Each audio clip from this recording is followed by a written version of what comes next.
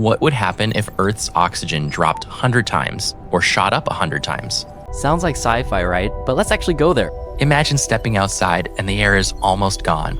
You gasp, nothing.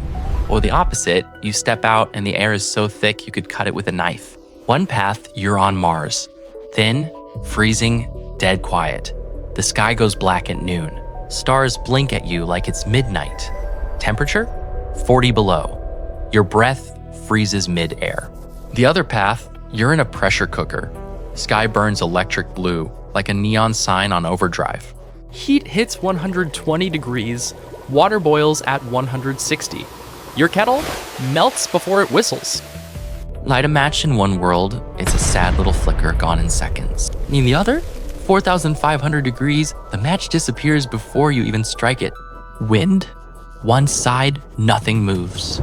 Not a leaf, not a whisper. The other side, 100-mile-an-hour hurricane. Constant, roaring, relentless. Plants on one side, tiny, weak, barely alive, 10 centimeters tall. On the other, 30 meters high, leaves the size of dinner plates. You can see their cells with your naked eye, and bubbles of oxygen literally fizzing off like soda. Insects, 2 millimeters on one side, barely crawling. Right there, foot-long beetles. Thriving, breathing easy in that super oxygen air.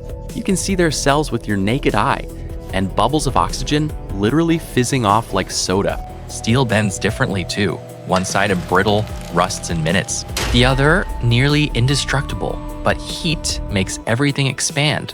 A 1-meter rod becomes 1.5 before your eyes. Sound carries on one side, almost nothing. A bell rings, you barely hear it. On the other, that same bell hits your chest like a punch. You feel it in your bones. Rain, one world is bone dry, 0.2% humidity. The other, it rains constantly, water condensing right out of thin air, 150% humidity. You're practically swimming on land. Decomposition, one tree falls and stays for centuries. The other rots to soil in days, hyperspeed decay. And lightning.